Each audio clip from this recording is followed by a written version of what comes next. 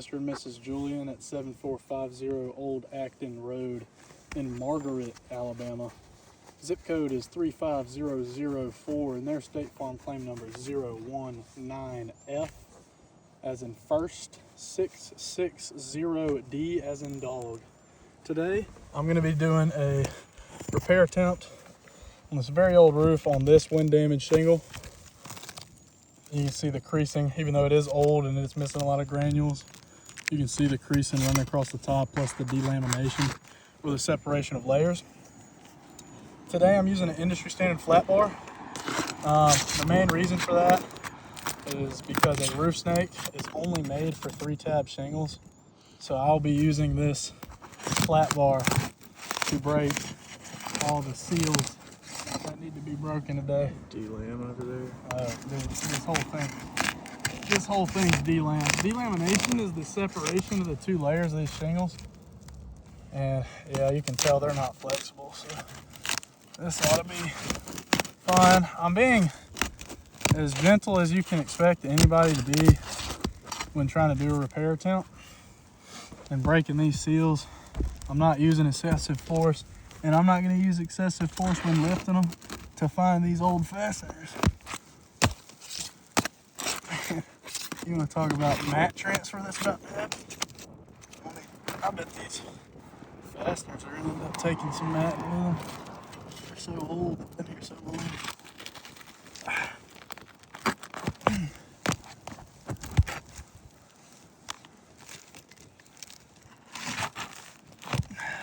There's a pull through right there, and a pull through is very bad for a shingle because it now compromises how well the shape of this shingle is. You can see that massive hole right there where I pulled this fastener out of, and look at the mat transfer on the top of that fastener. It took all of that matting with it. So now, if that happens to a shingle that's staying, obviously this shingle's leaving. There's another pull through right there.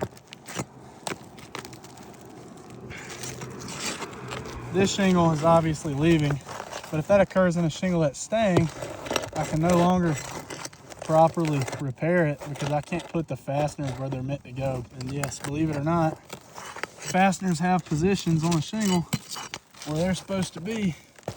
And if they're not in them, that shingle is now no longer resistant to wind, along with other damage, and that's why it constitutes a failed repair attempt. Oh wow, look at that. Just from lifting this shingle up, that just broke. That is completely broken right there. Just from lifting it up, that whole corner right there just broke off. So that's already a fail, but I'm gonna keep going today because I had another pull through and it actually ripped the end of this shingle. It split it, and I'll show that here at the end. But removing that fastener split that shingle.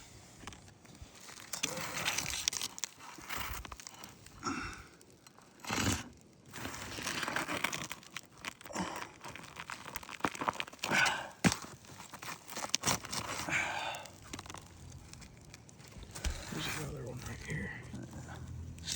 Another fastener? Yeah, right there. There's not another one. Oh, there's not. I'm looking at it. Right here. Yeah, I already saw that one. Oh. That's a giant hole, and that shingle's staying. Look at the size of that.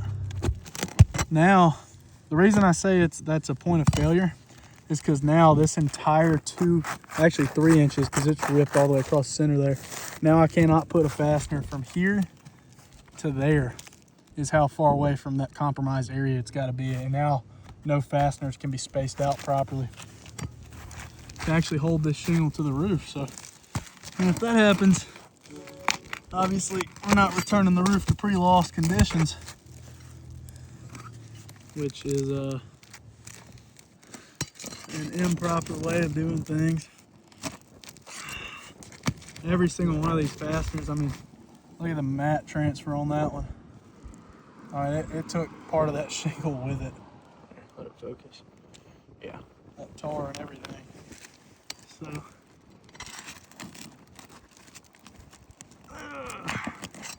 man, I'm trying to get these fasteners out without just demolishing this shingle. So let's see what we got here. Oh, buddy, this thing is brittle. I mean, look at the D-lam on this thing when that wind creased it.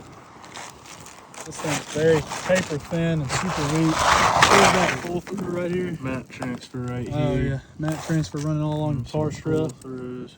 That shingle ripped. Pull through. Look at this one, ripped and broke all across right there. So it's done for. So let me see that new shingle. And I need to switch my footing while I'm here. Let me switch with you. You want to take that from me? Alright, so today I'll be going back with an Owens Corning Oak Ridge. Driftwood is the color. Not that the color really matters. It's just a cool, fancy color. It is going to look very good on this house. So as you can see, that white line is where that new shingle needs to be lined up. Ooh, it just got sprayed. And it is in the perfect position. So what we're gonna do here is I'm only gonna lift this shingle high enough for me to get a clean, proper nail strike. And as you can see,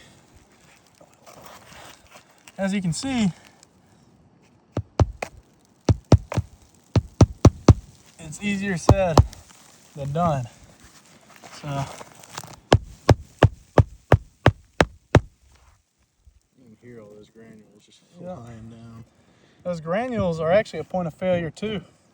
Because if I knock the rest of these granules off this roof, and these old shingles now, these old brittle shingles now absorb water, they're no longer going to shed water the way that they're supposed to. And that is a point of failure when doing an ATR. Or doing a repair attempt. Or a repair just in general.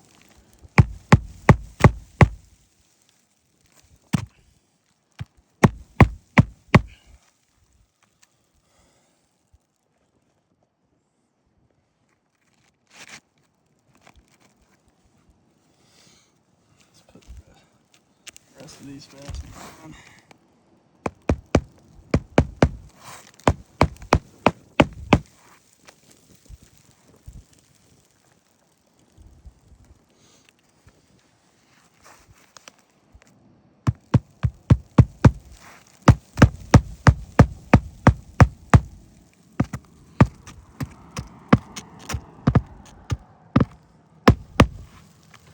So obviously we've already kind of discussed that this one's broke.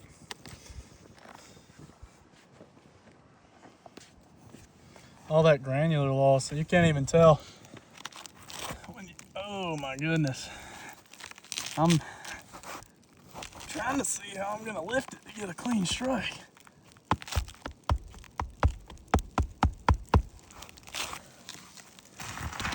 I mean,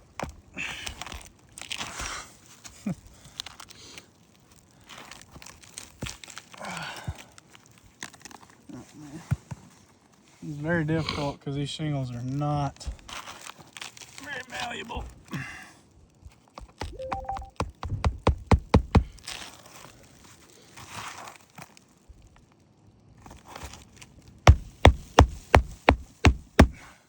So right there, crease formed. Crease formed. Crease is forming. So. No, sir. We're good. Thank you so much for helping out. That was Mr. Julian giving his thanks today. So I'm gonna put another one right here.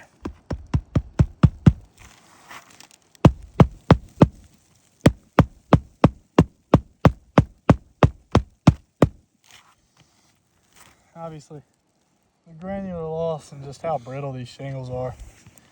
The repairs on this roof are going to be absolutely detrimental to this house.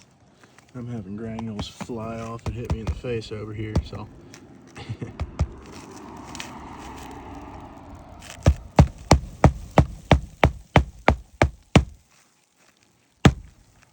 I mean, look at that. Wow.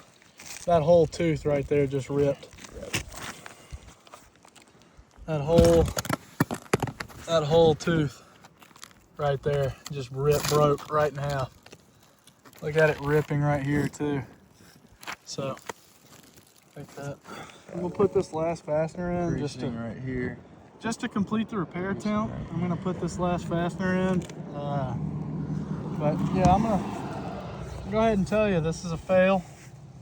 And that's really kind of all there is to it. It's pretty clean cut on this one.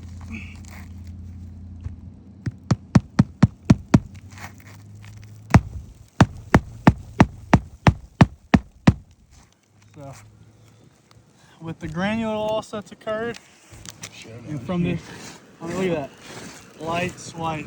Showing back here on the pit chopper. Light swipe.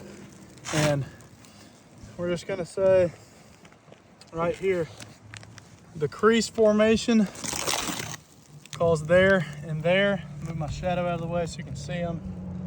The tears on this shingle, the tear on this corner here, there's a tear. The tear that's occurred right there, the crease and tear that's occurred right there, the tear that's occurred right here. I'm just gonna have to go ahead and say that this is a failed repair attempt, and I'd like to ask that you would update your estimate. Thank you.